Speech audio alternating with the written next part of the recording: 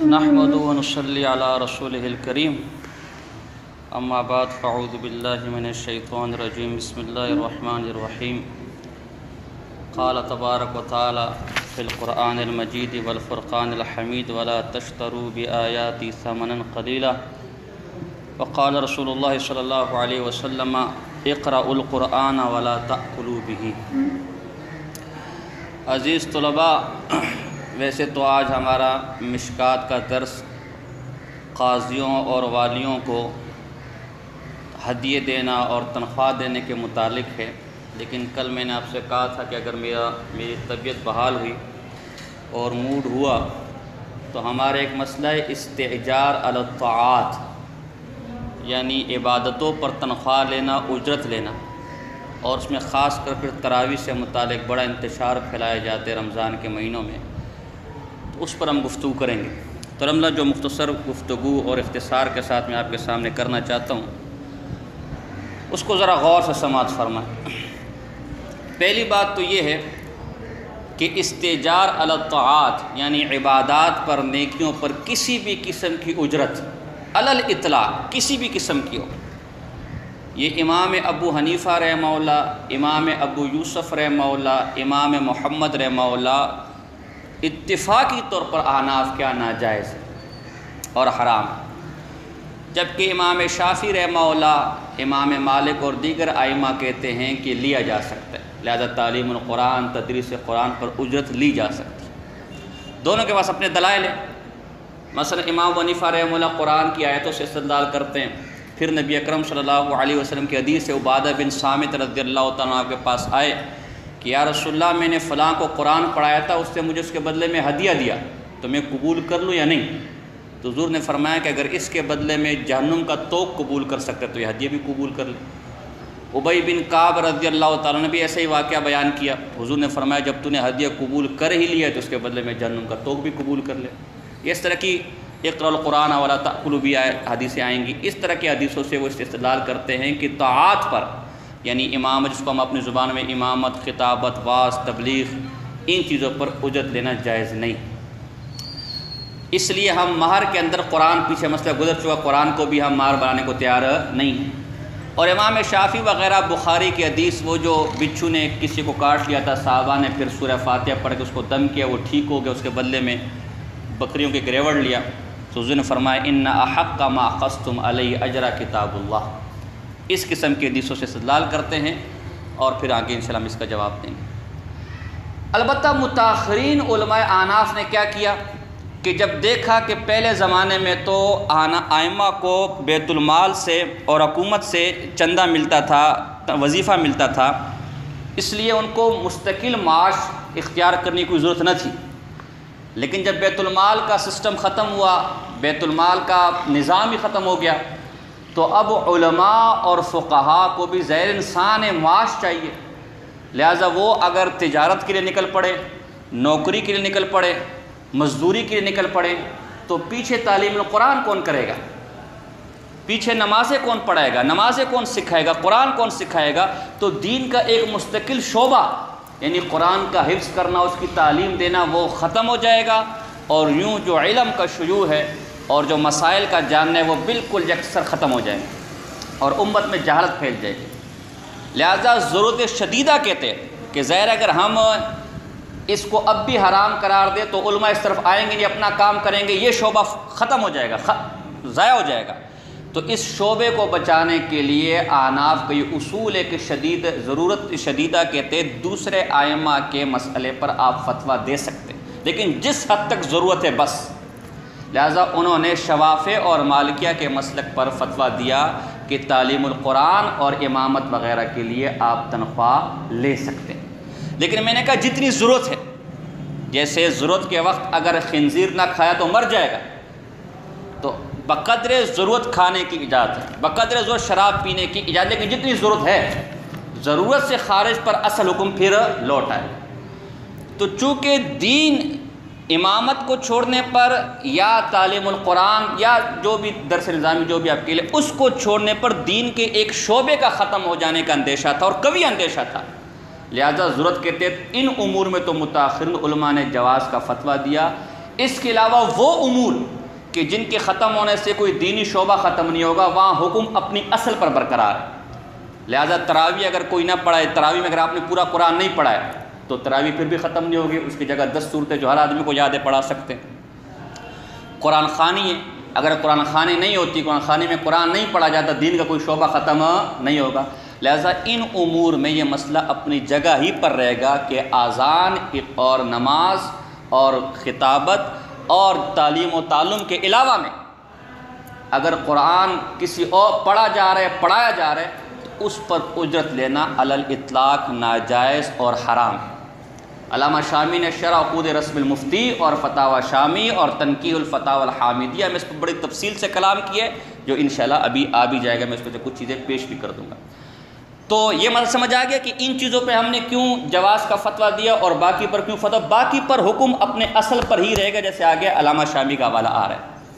اب رہی یہ بات کہ تراویح پر یا قرآن پڑھنے پر اجرت کیوں حرام ہے، تو اس پر چند دلائل اور احادیث اور پھر علامہ شامی کا کہ چند عبارات، اور پھر جو ہمارے فریق مخالف اللہ معاف کرے ایک ہیں، مسئلہ یہ ہے کہ ایک ہے آپ نے جمہور سے ہٹ کر راستہ اپنایا، ہمیں مسئلہ کوئی نہیں ہے، اپنی انسان کی تحقیقات ہوتی ہے، لیکن مصیبت یہ ہے کہ ان شاذ اقوال کو ان کے ماننے والے باقاعدہ مسلک بنا لیتے ہیں، فتنہ یہاں سے اٹھتا ہے۔ چنانچہ بالاتفاق یہ احناف کا اور اسلاف کا اور علماء دیوبند کا یہ فتویٰ ہے کہ امامت اور خطابت میں یا تدریس و تعلم میں ہم نے ضرورت کے تحت فتویٰ دیا ہے۔ اصل اس میں وہ اب بھی یہی ہے، اگر کسی اور کا کہیں اور سے گزارا ہوتا ہے تو وہ تنخواہ نہ لے، لیکن کوئی اور ذریعہ نہیں تو پھر مجبوراً وہاں سے لے لے۔ لیکن دیگر معاملات یعنی تراویح وغیرہ، قرآن خوانی وغیرہ یا دیگر چیزوں پر وہ اپنی اصل پر رہے گا کہ اجرت لینا، تنخواہ لینا جائز، یہ اتفاقی مسئلہ ہے۔ اور اب رمضان کے مہینوں میں باقاعدہ اس پر مناظرے ہوتے ہیں معاذ اللہ کہ نہیں جی تراویح پر تو پیسے لینا جائز ہے، 50,000 ہزار لو، 1 لاکھ لو۔ تو ہم دلائل دیں گے چند، اور پھر ان کی ایک ہی دلیل ہے وہ انشاءاللہ ہم پیش کریں گے، اس پر مختصر گفتگو کریں گے۔ تو احناف اور علماء دیوبند نے کیوں تراویح پر اجرت کو حرام قرار دیا، یا کوئی بھی عبادت، قاری صاحب کو کس نے بلایا گھر میں دعا پڑھ لے، دعا کے بدلے میں کچھ کھلا پلا دیں گے، کچھ پیسے دے دیں گے، قاری صاحب کو بلایا کہ قرآن خوانی کروا لے، برکت کے لیے قرآن پڑھ لے، کوئی بھی عبادت و طاعت ہو، اگر ان کے علاوہ ہے اس پر اجرت اور کھانا پینا لینا کیا ہے، حرام ہے، حکم اپنی اصل پر رہے گا۔ اور اس کے دلائل کیا، قرآن کی آیت جو مشہور آیت آپ کے سامنے میں نے پڑھی بھی، وَلَا تَشْتَرُوا بِآيَاتِي ثَمَنًا، اللہ کی آیتوں کو چند ٹکوں کے عوض نہ بیچو۔ علامہ ابن کثیر کہتے ہیں اَيْ لَا تَأْخُذُوا عَلَيْهِ أَجْرًا، یعنی اس قرآن کے بدلے میں کسی سے کچھ مانگو مت۔ افسوس کے ساتھ کہنا پڑتا ہے، ایک شخص نے مجھے اس کا جواب دیا، وَلَا تَشْتَرُوا بِآيَاتِ ثَمَنًا قَلِيلًا، مطلب یہ کہ تھوڑے پیسے لے کر مت بیچو، زیادہ پیسے لے کر بیچ دو۔ الیاذ باللہ، گمراہی کی انتہا ہے۔ پہلی بات تو ہے کہ بدبختہ تو اپنے آپ کو حنفی کہتا ہے، اور قرآن و حدیث میں احناف کہتے ہیں مفہوم مخالف معتبر نہیں، یہ مفہوم مخالف۔ اور دوسری بات ہے کاش تو نے امام راضی کی تفسیر کبیر پڑھ لی ہوتی، ہے کاش تو نے اپنے جریر طبری کی جامع البیان پڑھ لی ہوتی۔ وہ کہتے کہ آیت کا مطلب یہ نہیں ہے، اعتراض نقل کیا ہے، یہ آیت کا مطلب یہ نہیں ہے کہ کم ٹکوں پر تو مت بیچو، زیادہ ٹکوں پر بیچ دینا، بلکہ مطلب یہ ہے کہ تم قرآن کے بدلے میں پوری دنیا بھی لے لو، قرآن کے مقابلے میں پوری دنیا ثمن قلیل کہتے ہیں۔ بات سمجھے کہ نہیں سمجھے؟ لہٰذا یہ پہ لیا ہے جو ہمارا مستدل ہے کہ طاعات پر، عبادات پر، نیکیوں پر جس میں تراویح شامل ہے، اس پر پیسے لینا جائز، تنخواہ لینا جائز نہیں۔ حضرت بریدہ رضی اللہ تعالیٰ سے روایت مشکات میں آپ نے پڑھ لیو کہ فضائل قرآن میں آگے پڑھو گے، فصل 40 کے اندر ہے، قال رسول اللہ صلی اللہ علیہ وسلم من قرأ القرآن، جو قرآن پڑھے، یتأکل بہ الناس، کس واسطے کہ لوگوں سے اس کے ذریعے ٹکڑے لے، جاء یوم القیامہ ووجہہ عظم لیس علیہ لحم، وہ قیامت میں اس حال میں آئے گا کہ اس کے چہرے پر ہڈیاں ہوں گی، گوشت نہیں ہوگا۔ اور عمران بن حسین رضی اللہ عنہ اسی مشکات میں فضائل قرآن میں مروی ہے، انہ مر علی قاص یقرأ القرآن ثم یسأل، کہ ایک قصہ گو، قصے سنانے والے کے پاس سے گزرے وہ کہ وہ قرآن اچھا کر کے پڑھ رہے، پھر لوگوں سے اس قرآن کے بدلے میں کیا کر رہے، قاری صاحب مانگ رہے۔ فاسترجع، عمران بن حسین نے انا للہ و انا الیہ راجعون پڑھا کہ قرآن اس کام کے لیے آیا ہوا ہے۔ اور فرماتے ہیں ثم قال سمعت رسول اللہ صلی اللہ علیہ وسلم یقول من قرأ القرآن فلیسأل اللہ بہ فإنہ سیجیء اقوام یقرؤون القرآن یسألون بہ الناس. جو قرآن پڑھے اللہ کی رضا کے لیے پڑھے، اللہ ہی سے اپنی ضروریات طلب کرے. ان قریب ایسی قومیں آئیں گی، ان قریب ایسے گروہ آئیں گے جو قرآن پڑھیں گے اور اس قرآن کے پڑھنے کے بدلے میں لوگوں سے ٹکے وصول کریں گے. اور مسند احمد کی حدیث ہے اقرأوا القرآن ولا تأکلوا بہ، قرآن پڑھو لیکن اس کے بدلے میں کس سے کچھ مانگو نہیں. اسی طرح مصنف ابن ابی شیبہ کے اندر ہے کہ رسول اللہ نے فرمایا اقرأوا القرآن ولا تأکلوا بہ ولا تستکثروا بہ، اس کے ذریعے لوگوں سے مانگو مت، مال مت بڑھاؤ. تو یہ ایک قرآن کی آیت، ایک حدیث، دو حدیث، تین حدیث، چار حدیث، پانچ حدیثیں میں نے آپ کے سامنے پیش کی. اور دوسری بات یاد رکھنا، میں غیر مقلد نہیں ہوں، میں کوئی ڈاکٹر، پروفیسر، انجینئر نہیں ہوں جو قرآن اور حدیث سے خود استدلال کروں. یہ جو دلائل آپ کے سامنے پیش کر رہا ہوں، اس سے علامہ شامی نے اور اکابر دیوبند میں سے مولانا محمود گنگوہی رحمہ اللہ نے اور اکابر دیوبند نے ان سے استدلال کیا. میں ان کی پیروی میں استدلال کروں، میں اپنی طرف سے قرآن اور اس میں تحریف نہیں کر رہا. اب دو روایتیں میں آپ کے سامنے ایسی پڑھتا ہوں. یہ 5 روایتیں تو وہ تھی جو عمومی طور پر قرآن پر لینے سے منع کیے گئے. 2 روایتیں میں ایسی پڑھتا ہوں جس میں صاف تراوی کے الفاظ ہیں، اور تراوی کے بدلے میں جب ان کو ٹکے ملے صحابہ نے وہ ٹکے منہ پہ مار دی. مصنف ابن ابی شیبہ کی روایت ہے، فرماتے ہیں حضرت عبداللہ بن معقل سے نے رمضان میں نماز پڑھائی، تراوی کی نماز پڑھائی. پھر جب عید کا دن ہوا تو گورنر عبداللہ بن زیاد نے اس نے کیا کیا، 500 درہم بھیجے اور ایک اچھا جوڑا بھیجا کہ آپ نے ہمیں نماز پڑھی، تراوی پڑھی. صحابی رسول نے روایت میں آتے صحابی رسول نے کیا کیا، فردہ، اس کو کیا کر دیا، واپس کر دیا. اور فرمایا قال ان لا نأخذ علی القرآن اجرا، ہم قرآن کے بدلے میں ٹکے وصول نہیں کرتے. یہ مصنف ابی شیبہ کی روایت ہے. اور اس طرح ایک اور روایت ہے کہ ابو ایاس معاویہ بن قرہ فرماتے کنت نازلا علی عمرو بن نعمان بن مقرن فلما حضر رمضان جاءہ رجل ب1000 درہم. رمضان کا جب مہینہ ہوا تو گورنر کا مصعب بن زبیر ان کا کارندہ ہے 200 درہم لے کر، کتنے، 200 درہم، 2000 درہم لے کر، کتنے، ب1000، 2000 درہم دے کر، آج کے حساب سے لاکھوں بنیں گے.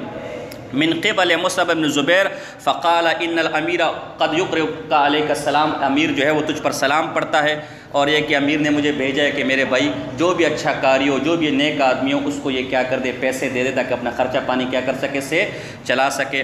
فاستعین بہذین علی نفقۃ شہرک، یہ لے لے اور انشاءاللہ تیرے کا کہتے ہیں مہینے کا خرچہ اس کے اندر نکل آ جائے گا. فقال عمرو اقرأ علی الامیر السلام، امیر صاحب کو میرا بھی سلام کہنا کہ وعلیکم السلام ورحمۃ اللہ. وقل، اور یہ کہہ دے واللہ، اللہ دی قسم، ما قرأنا القرآن نرید بہ الدنیا، ہم نے قرآن اس لیے نہیں پڑھا کہ اس کے عوض میں تم سے ٹکے وصول کرے سکتے. تو یہ احادیث 2 آخر صراحتاً اس بات میں کہ صحابہ نے تراویاں پڑھی اور تراویوں پر ان کو ٹکے ملے اور وہ ٹکے انہوں نے کیا کر دیے، واپس کر دیے. تو قرآن بھی ہمارے ساتھ کی اطاعت پر پیسے لینا جائز نہیں، اور حدیث بھی ہمارے ساتھ کی اطاعت پر پیسے لینا جائز نہیں. اور علامہ شامی نے بھی اس کی تصریح کی، چنانچہ ان کی پوری کتاب ہے شفاء العلیل و بل الغلیل فی بطلان وصیت بالختمات والتحلیل، اس میں بہت تفصیل کے ساتھ لکھا ہے. اور شرح قود رسم المفتی میں بھی لکھا ہے، فتاوی شامی کے اندر بھی لکھا ہے. اور جناب جی علامہ برقوی جو طریقہ محمدیہ والوں نے 4 رسائل اس مسئلے کے رد پر لکھے. علامہ شامی نے اس کی عقلی دلیل یہ دی کہ چلو قرآن و حدیث کو تو ایک طرف رکھو، یہ جو اجرت آپ لے رہے اجرت، یہ کسی نہ کسی نفع کے بدلے میں ہوتی ہے. جو تعلیم القرآن ہے اس میں کم سے کم ایک نفع تو ہے کہ اگلے کو ادب سکھا رہا ہے، علم سکھا رہا ہے، اس سے وہ کوئی کامیابی حاصل کر لے گا. لیکن تلاوت قرآن یہ تو خالصتاً ثواب ہے نا میرے بھائی، اس پہ تو اس کا اپنا نفع ہے، کسی اور کو کوئی نفع، لہذا اس کی اجرت بھی نہیں لے سکتا. دوسری بات یہ، اگر کسی کو اجیر رکھ رہا ہے، کسی کو اجرت دے رہا ہے، تو کسی کام کے عوض میں ایک متعین کام ہوگا نا، اس کے عوض میں وہ اجرت دے گا نا. جبکہ یہ جو قرآن پڑھے خالص ثواب ہے، اس کا میں پتہ نہیں کتنا ہے کتنا نہیں ہے، بھی ہے بھی نہیں، یہ اللہ کا معاملہ ہے، تو اس کے بدلے میں اجرت کیا دے گا.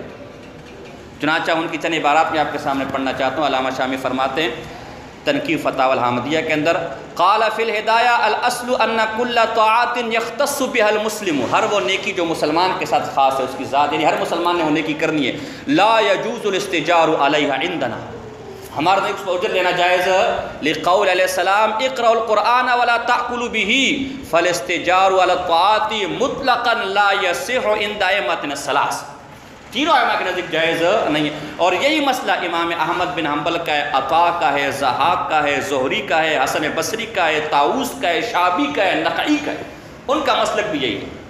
کیوں؟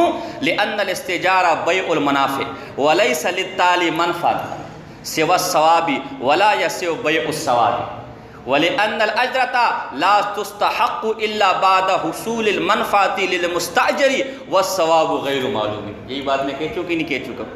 اور اگلی بات کیا عجیب کہتے ہیں، اگلی بات دیجیے ہم تو اللہ کی رضا کے لیے پڑھاتے ہیں تراویح، لوگ قرآن سن رہے ہیں کہ ہم تو قرآن خوانی اللہ کی رضا کے لیے کرتے ہیں۔ لأن شرط الثواب الإخلاص لله في العمل والقارئ بالأجرة انما يقرأ لأجل الدنيا لا لوجه الله۔ کیا دلیل ہے؟ تو دلوں کا حال جانتا ہے علامہ شامی، جو تو کہتے ہیں اللہ کی رضا کے لیے نہیں پڑھا رہا بلکہ کس کے لیے پڑھا رہا ہے؟ دنیا کے لیے۔ دلیل یہ بھی دلیل انہ لو علم ان المستاجر، یہ سیٹ صاحب، یہ قرآن خوانی کرنے والے صاحب، لا يدفع له شيئا لا يقرأ له حرفا واحدا، اگر اس کو پتہ چل جائے کہ تراویح پر مجھے 1 ٹکا نہیں ملنا، قرآن خوانی پر 1 سموسہ بھی نہیں ملنا، اللہ دی قسم یہ اس کے لیے 1 حرف قرآن نہیں پڑھے۔ اور یہ تم سب کرتے ہو کہ نہیں کرتے؟ آج کسی کو بولے بھائی تراویح پڑھائیں گے، کچھ ملے گا؟ میرے اپنے تجربے، آج تم بولو کوئی کہ بھائی قرآن خوانی کریں گے، کچھ ملے گا؟ اور اگر کچھ نہ ملے کبھی نزدیک، یہ علامہ شامی کو دیکھو، یہ تمہارے دلائل، یہ فراست مومن ہے۔ خصوصاً من جعل ذالک حرفہ، تو خاص کر جن لوگوں نے ان کو اپنا پیشہ بنا لیا، قاری حضرات، میں ایسے یہ جو تلاوت قرآن کرنے آتے ہیں اور ٹکے لیتے ہیں، ان سب کی کمائی حرام۔ آپ کے یہاں سمامہ کے اندر ہمارے ایک مفتی عماد اللہ صاحب ہیں، اس وہاں زمینوں کا کام کرتے ہیں، تو سمامہ ہی کے اندر ایک بہت بڑے قاری ہیں، میں نام نہیں لوں گا، مانے جانے قاری ہیں، کہا چلو ان کے ساتھ ملنے، ان سے ملنے جاتے ہیں، میں بھی چلا گیا۔ تو قاری صاحب نے چونکہ زمینوں کا کام کرتے تھے مفتی عماد اللہ صاحب، تو قاری صاحب نے کہا کہ میں نے اسکول کے لیے کوئی 600 گز پلاٹ لینا ہے، وہ علاقہ بڑا مہنگا ہے، کروڑوں کا علاقہ۔ انہوں نے کہا بالکل لے کر دے دیں گے۔ کہا تھوڑا صبر کر، رمضان آ رہا ہے، اس میں کچھ تراویح وغیرہ پروگرامات ہوں گے، ان سے پیسے ملیں گے تو پھر لے لیں گے۔ پھر یا پھر اتنے قاری حضرات ہیں جن کا پیشے قرآن پڑھ کے اور محفل کر کے پیسہ بٹورنا ہے، یہ حرام لے، ان کی کمائی حرام ہے، اللہ یہ کہ تعلیم و تعلم کرتے ہیں۔ تو خاص کر جن لوگوں نے اس کو پیشہ بنا دیا، طالب علم بھی یا کوئی پورا سال فارغ ہے، اب وہ تراویح کو کیا کہاں 50,000 کہاں ملیں گے، کس سیٹ کے پاس 50، یہ پیشہ ہے کہ نہیں ہے؟ وَلِذَا قَالَ تَاجُ الشَّرِيعَةِ فِي شَرْحِ الْهِدَایَةِ إِنَّ قَارِئَ الْقُرْآنِ بِالْأُجْرَةِ لَا يَسْتَحِقُّ الثَّوَابَ لَا لِلْمَيِّتِ وَلَا لِلْقَارِئِ، نہ میت کو ثواب ہے کہ قرآن خوانی کر رہا ہے، اور نہ پیچھے سننے والوں کو ثواب ہے، اور نہ اس قاری کو ثواب ہے، اللہ کی رضا کے لیے نہیں کر رہا۔ ہمارے حضرات کیا کہتے ہیں کہ جی حضرت اگر امامت کے لیے جائز ہے تو قاری بھی تو امام ہے نا، تو میں پہلے کہہ چکا ہوں ہمارے ہاں ہر حال میں ناجائز ہے، لیکن علامہ شامی کہتے جو متاخرین نے اجازت دی وہ ضرورتاً، اللہ کے بدلے تجھے پتہ نہیں کہ ضرورت کس حد تک جائز ہوتی ہے، انہوں نے وضاحت کی ہے کہ ہمارے متاخرین نے جس کام کے لیے ضرورتاً جائز قرار دیے اس کے علاوہ کسی اور پر قیاس نہیں کر سکتے۔ ان کی بات میں آپ کو سامنے پڑھ دیتا ہوں کہ شک دل سے نکل جائے۔ یہ باب الاجارۃ الفاسدہ کے اندر مطلب فی الاستجار الطاعت علامہ شامی، فہذا دلیل قاطع و برہان ساطع علی ان المفتى به لیس هو جواز الاستجار علی کل طاعت۔ اگر امامت پر ہم نے فتویٰ دے دی اس کا مطلب نہیں کہ اب ہر چیز پر کیا کرو گے، نہیں، بل علی ما ذکروہ فقط، بلکہ جتنی 4-5 چیزوں کی اجازت دی ہے نا صرف اسی پر پیسے لے سکتے کیونکہ ضرورت ہے، اس کے بغیر گزارا نہیں۔ اس کے علاوہ پر مما فی ضرورت ظاہرۃ تبیح الخروج عن اصل المذہب من طرق المنع، لہذا اس کے علاوہ اگر آپ لیں گے تو آپ فقہ حنفی سے اپنے آپ کو نکال دیں۔ اور علامہ شامی ایک جگہ کہتے ہیں، اب یہیں سے خلاصہ کلام یہ کہ تراویح پر، ختم قرآنوں پر، قرآن خوانیوں پر یا قرآن کے امامت وغیرہ کے علاوہ کسی طور پر بھی پیسے میں کیا ہے، حرام ہے۔ یہ علامہ شامی کی جگہ کہتے ہیں فالحاصل ان ما شاء فی زماننا قراءۃ الاجزاء بالاجرۃ، یہ جو ٹکڑے ٹکڑے کر کے ہم ایک پارہ کر کے پیسوں کے بدلے میں، کھانے کے بدلے میں قرآن خوانیاں کرتے ہیں، یہ جائز نہیں ہے۔ لأن فیہا الامر قراءت و اطاع الثواب للآمر والقراءت لأجل المال فإذا لم يكن للقارئ ثواب لعدم النية الصحيحة فأين يصل الثواب إلى المستأجر ولولا الأجرة ما قرأ أحد لأحد في هذا الزمان بل جعلوا القرآن العظيم مكسبا ووسيلة إلى جمع الدنيا إنا لله وإنا إليه راجعون. یہ ان کے الفاظ ہیں کہ جب قرآن پڑھنے والے کی نیت ہی خالص نہیں ہے تو اس کو خود کیا ثواب ملے گا، اور جو پڑھوا رہا ہے دکاندار اس کو کیا ثواب ملے گا. ہے افسوس آج ہم نے قرآن کو کمائی کا ذریعہ بنا لیا. انا للہ و انا الیہ راجعون، انا للہ و انا الیہ راجعون. تو بات سمجھ آ رہی کہ نہیں آ رہی؟ باقی فرماتے ہیں طریقہ شامی جلد 6 صفحہ نمبر 57 پر قال العلماء ان القاری اذا قرأ القرآن لاجل المال فلا ثواب له فأي شيء يهديه الى المیت. جب قاری بریانی کے عوض کی، بریانی کے دیگ کی عوض میں پڑھ رہا ہے، پیسوں کے عوض میں پڑھ رہا ہے، اس سے خود ثواب نہیں مل رہا، یہ میت کو کیا ہدیہ کرے، یہ میت کو کیا پہنچائے. بات سمجھ آ رہی کہ نہیں آ رہی میرے بھائیوں دوستوں بزرگوں؟ باقی مزید اگر آپ نے تفصیل دیکھنی ہے شرح عقود رسم المفتی کے اندر، فتاوی شامی باب اجارت الفاسدہ کے اندر، اس کے علاوہ علامہ شامی کی مستقل کتاب ہے جو رسائل شامی کے اندر موجود ہے، اور میں نے اپنی کتاب مروجہ حیلہ اسقاط اس میں اس کے حوالے بھی دیے، شفاء العلیل و بل الغلیل فی بطلان الوصیتی بالختمات والتحلیل، اور طریقہ محمدیہ والا علامہ برکوی اس سے تو کہے کہ یہ بدعت ہے. یہ جو قرآن خوانیاں ہمارے زمانے میں نکل آئی ہیں اور پیسے لے کر قرآن خوانیاں کرواتے ہیں، تراویحیں کرواتے ہیں، یہ بدعت ہے طریقہ محمدیہ میں لکھی ہوئی بات. اور علامہ برکوی فرماتے کہ میں نے اس کے رد میں 4 رسائل لکھے. کتنے؟ 4 رسائل لکھے. تو خلاصہ کلام یہ کہ تراویح قرآن خوانی کسی چیز پر 1 ٹکا لینا بھی کیا ہے؟ حرام ہے، ناجائز ہے. یہ تو ہمارے دلائل ہے قرآن و حدیث سے، جمہور فقہا سے. علماء دیوبند کے میں چند حوالے دیتا ہوں. چنانچہ دارالعلوم دیوبند ہمارا مرکز ہے کہ نہیں؟ یہی ہمارے اختلاف کا فیصلہ کرے گا نا. فتاوی دم دیوبند جلد نمبر 15 صفحہ نمبر 235. علامہ ظفر احمد عثمانی نے امداد الاحکام جلد 3 صفحہ نمبر 534 اور اعلاء السنن کے اندر بھی. علامہ تھانوی رحمہ اللہ کسی کو شک ہے کہ فقات کے تقوی پر امداد الفتاوی جلد نمبر 3 صفحہ نمبر 334. مولانا معمور حسن گنگوئی رحمہ اللہ نے فتاوی محمودیہ جلد 17 کے شروع میں کئی فتوے اس پر دیے کہ تراویح پر اجرت لینا حرام ہے، حرام ہے، حرام ہے، حرام ہے، ناجائز. تو جو اسلاف کا نہیں مان رہا اور جو اکابر دیوبند کا نہیں مان رہا تو پھر تو انجینئر سے کیا گلہ کرتا ہے کہ وہ اسلاف سے لوگوں کو منحرف کر رہا ہے، وہ منمانی قرآن و حدیث سے استدلال کر، تو بھی تو یہی کر رہا ہے نا. اب آؤ ذرا ان کے استدلال کی طرف.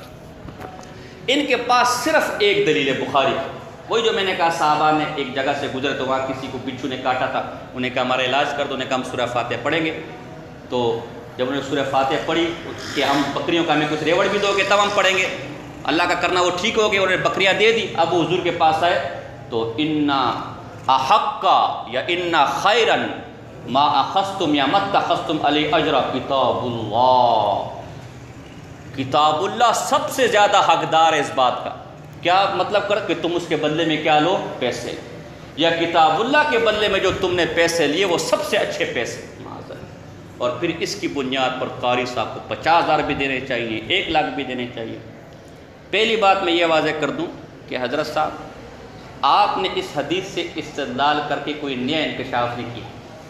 کوئی نیا انکشاف آپ سے پہلے علماء کر چکے، شوافع اور مالکیہ اور احناف جواب دے چکے. اور آج میں آپ کو ایک اصولی بات بھی بتا دوں، یہ جتنے علماء شاذ اقوال لیتے ہیں نا، یا یہ تو علماء کی بات کروں یا جو گمراہ فرقے والے ہوتے ہیں، عجیب عجیب شاذ اقوال جمہور سے ہٹ کر، ان کی اپنی کوئی ذاتی تحقیق نہیں ہوتی، وہ ان سے پہلے لوگ کر چکے ہوتے ہیں، کتابوں میں موجود بھی ہوتا ہے، ہمارے علماء نے اس کا جواب بھی دیا ہوتا ہے. لیکن چونکہ شاذ اقوال کا تعامل امت کا تعامل ان پر نہیں ہوتا نا، اس کے خلاف پر ہوتا ہے، تو عموماً لوگ کی نظر جاتی نہیں ہے اور وہ سمجھتے کہ ہماری کوئی نئی تحقیق ہے، لوگوں کو پریشان کرتے. تو آپ نے بھی اس حدیث سے استدلال کر کے کوئی تیر نہیں مارا، آپ سے پہلے لوگ کر چکے اور لوگ جواب دے چکے. اس کے کچھ مناظرانہ جواب دوں گا، کیونکہ مصیبت ہے نا کہ ہمارے فریق مخالف بھی پھر مناظرہ ہی کرتے ہیں، اور فریق مخالف پھر مائے کا لال نے کوئی لال پیدا نہیں کیا اور فلاں اس طرح کی زبان استعمال کرتے ہیں. ہم تو بہرحال ایسے نہیں کریں گے، ہم اس کے کچھ مناظرانہ جواب دیں گے اور کچھ تحقیقی جواب دیں گے. مناظرانہ جواب تو پہلا یہ کہ ہمارا استدلال قرآن کی آیت سے، قرات خلف الامام پر تم امام شافعی کو یہی تو سناتے ہو کہ تیرا استدلال حدیث سے، میرا قرآن سے. طلاق ثلاثہ میں غیر مقلد کو تم یہی تو سناتے ہو کہ میرا استدلال قرآن سے تیرا حدیث سے، لہذا میں نے حرمت پر قرآن پیش کیا، قرآن کے مقابلے میں بخاری کی حدیث نہیں چلتی، یہ تیرا احناف کا اصول ہے۔ دوسری بات، حضرت صاحب آپ نے ایک مسئلہ نکالا ہے ستہ شوال کا، کیا مسئلہ؟ کہ شوال کے 6 روزے رکھنا مکروہ تحریمی ہے۔ اور بھائی حدیث میں آیا ہوا کہ رکھو، صحیح حدیثوں میں آیا ہوا کہ رکھو، احناف خود کہتے ہیں کہ رکھو، آپ کیا کہتے ہیں؟ امام صاحب نے مکروہ کہا ہے۔ امام صاحب کے قول کی بنیاد پر آپ نے حدیثوں کو چھوڑ دیا، آپ نے جمہور احناف کو چھوڑ دیا۔ ہم بھی کہتے ہیں کہ اس حدیث سے امام صاحب نے استدلال نہیں کیا۔ امام صاحب کا مسئلہ یہ ہے، تینوں ائمہ کا، ان کے شاگردوں کا بھی، کہ قرات پر اجرت نہیں لیں گے۔ یہاں امام صاحب کے قول کو چھوڑ کر حدیث کی طرف کیوں جاتے ہو؟ وہاں ستہ شوال میں حدیث کو چھوڑ کر امام صاحب کے قول کی طرف بھاگتے ہو۔ اس کا مطلب ہے کہ تحقیق نہیں ہے، یہ تو دل کی تسلی ہے۔ اور یہاں امام صاحب کے قول کو چھوڑ کے کہاں بھاگتے ہو؟ حدیث کی طرف۔ اور حدیث بھی وہ کہ جس کے امام صاحب نے جواب دیے، حدیث بھی وہ، یہاں امام صاحب کی مخالفت نہیں ہے، یہاں مذہب کی مخالفت نہیں ہے۔ یہاں آپ یہ اصول کہاں گے؟ ستہ شوال میں ہمیں گالیاں دو کہ تم حنفیوں سے نکل گئے ہو، تو امام صاحب کے باغی ہو گئے ہو، امام صاحب کے قول کے مقابلے میں حدیث نہیں مانتا۔ اور یہاں تمہیں تو چاہیے تھا کہ یہ فتویٰ دیتے کہ امام صاحب کے مذہب پر تدریس پر بھی تنخواہ حرام ہے، لہٰذا میرے مدرسے میں خود بھی تنخواہ نہیں لوں گا، میرے اساتذہ بھی نہیں لیں گے۔ بجائے تم یہ فتویٰ دیتے امام صاحب کے اندھے مقلد بن کر، الٹا جو فتویٰ امام صاحب تو کیا احناف میں سے کسی نے دیا نہیں آج تک، تم نے اس کو بھی جائز قرار دے دیا۔ اور جس کو احناف نے جائز قرار دیا ستہ شوال جو حدیثوں میں ہے، امام صاحب کے قول کو نہ سمجھ کر، امام صاحب کے قول کو نہ سمجھ کر تم الٹا ہمیں تانے دیتے ہو کہ تم امام صاحب کے قول سے نکلو۔ یہاں آپ امام صاحب کے قول سے نہیں نکلے۔ کس نے آپ کو اجازت دی ہے کہ امام ابو حنیفہ، امام ابو یوسف اور امام محمد کے قول کو چھوڑ کر آپ حدیث سے استدلال کرتے ہیں؟ پھر کیوں آپ گلہ کرتے ہیں انجینئر محمد علی مرزا سے؟ پھر کیوں گلہ کرتے ہیں غامدی سے؟ آپ مجتہد ہیں، اگر تم مجتہد ہیں پھر آپ حدیث سے استدلال کریں، اگر آپ مقلد ہیں تو پھر امام صاحب کا قول پیش کریں۔ اب رہی بات تحقیقی، حضرت صاحب علامہ شامی نے فتاوی شامی کے اندر جلد 6 صفحہ نمبر 57 پر اس حدیث کا جواب یہ دیے کہ انہوں نے وہ پیسے اللہ کے قرآن پڑھنے کے بدلے میں نہیں لیا تھا، بلکہ وہ رقیہ تھا، دم درود تھا، اور دم درود از قبیل تداوی ہے، اور تداوی پر بالاتفاق اجرت لے سکتے ہیں۔ چنانچہ فرماتے ہیں وَجَوَّزُوا الرُّقْيَةَ بِالْأُجْرَةِ وَلَوْ بِالْقُرْآنِ كَمَا ذَكَرَ الطَّحَاوِيُّ لِأَنَّهَا لَيْسَتْ عِبَادَةً مَحْضَةً بَلْ مِنَ التَّدَاوِي۔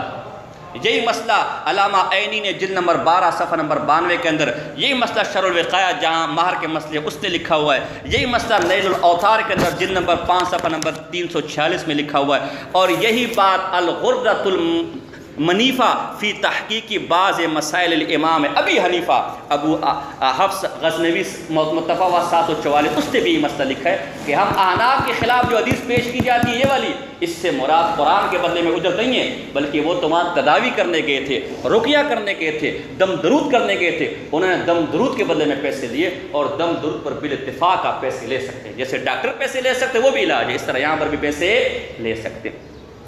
آج کیا کہتے ہیں؟ قاری کو 5-6 ہزار مت دو، 50-60 ہزار دو، 50۔ یہی مسئلہ علامہ شامی کے زمانے میں کس نے بیان کیا؟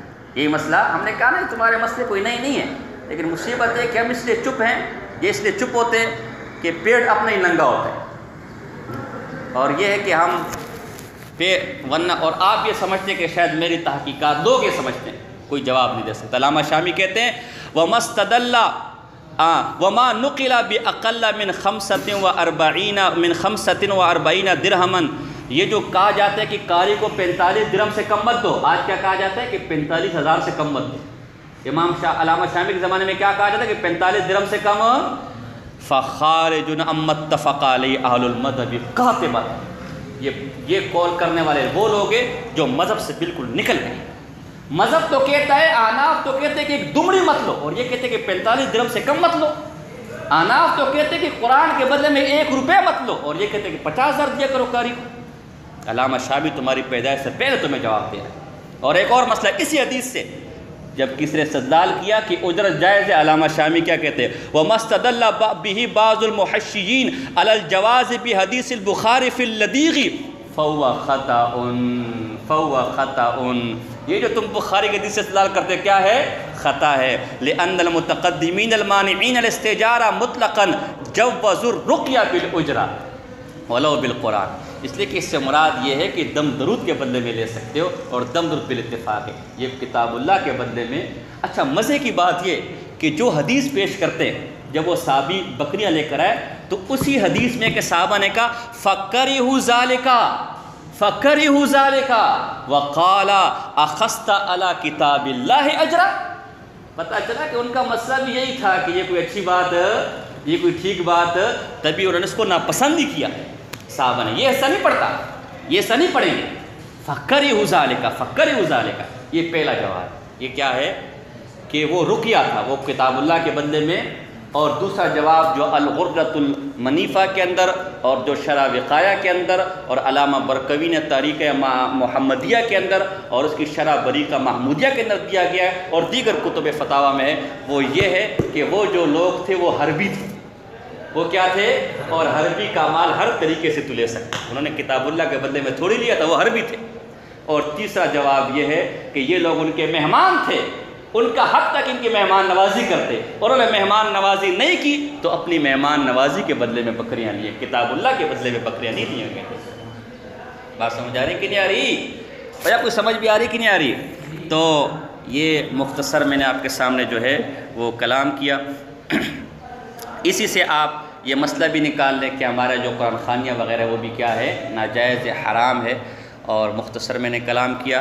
شفاء العلیل وبل الغلیل فی بطلان وصیت ختمات و تحلیل، اس میں علامہ شامی نے اس پر مزید تفصیل بیان کی ہے۔ میں نے مختصر، اب میں آخری بات کہتا ہوں۔ آج کل ہمارے ایک عجیب طریقہ بن گیا، جس مولوی کے سامنے موبائل لگا ہوا ہے غلط مسئلہ بیان کرے گا، پھر کہے گا کسی ماں نے وہ بیٹا جنا نہیں ہے جو مجھے جواب دے سکے۔ یا خدا، کسی کی شرافت کا اتنا ناجائز فائدہ۔